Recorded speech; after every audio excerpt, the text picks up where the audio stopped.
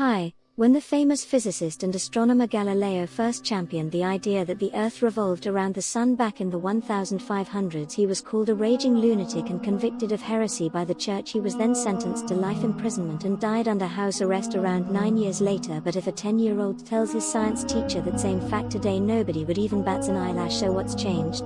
Lots of things. The world has evolved. New technologies have been developed that helps us more accurately understand astronomy, for example. So poor old Galileo was not insane, he was simply before his time. Luckily, scientists today have more advanced tools and gadgets that can help them avoid meeting the same fate as Galileo, but sometimes, their claims still make us do a double take when we first hear about them, especially if we don't have a background in science and physics. Let's look at an example, shall we?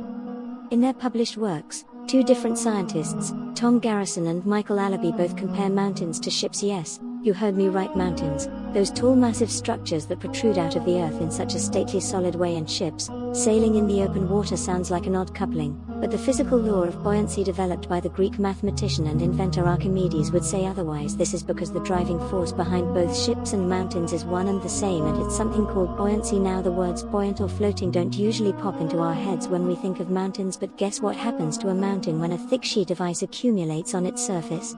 The rock sinks into the mantle under its weight, just as a ship sinks deeper into the water when it is loaded with cargo. And what happens to the mountain when it erodes or after the removal of the thick sheet of ice from its surface? In much the same way as a ship rises again when the cargo is removed from it, the Earth's crust will rise again in response to the reduced load on the mountain. We know all this today from the research conducted by scientists such as Garrison and Allaby in 2013 and 2014, but flashback 14 centuries ago to when the Quran was revealed, and you will find that it too makes the same analogy in chapter 42, verse 32, when it says, "And among his signs are the ships in the sea like mountains." How in the world could a book revealed that long ago possibly contain such accurate scientific analogies in the glaring absence of the necessary scientific tools and proofs at that time? Yet, another example of modern science mirroring the Quran relates to the concept of inertia. In 2011, in the 39th issue of the Thresholds Journal entitled Inertia, one of the articles, written by Dr. Caroline O. Fowler, who has a PhD in the Department of Art and Architecture from Princeton University, is entitled "Standing Mountains Move Like Clouds, and You Thought the Pairing of Mountains and Ships Was Bizarre."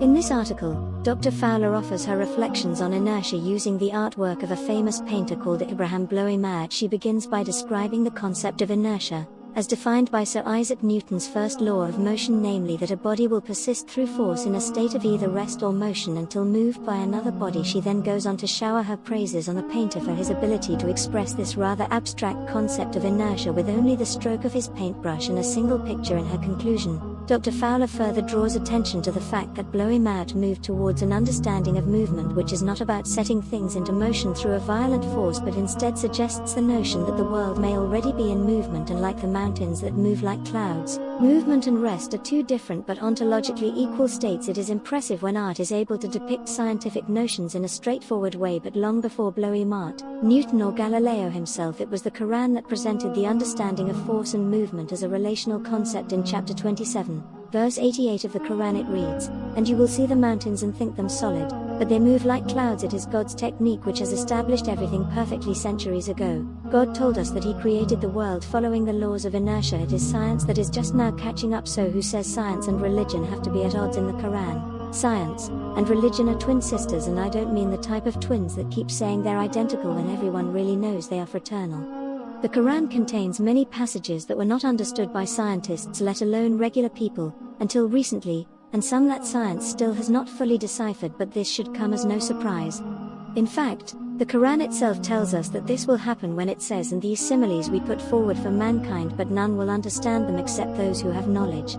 Let's look at that word a little closer now. Simile. It's very fitting that the Quran should use that word, seeing as how the book itself often uses similes and analogies to help explain things that might otherwise seem abstract or unrelated to us. But what's even more astonishing than that is that modern scientists have used some of the exact same analogies that were first written in the Quran over 1,400 years ago.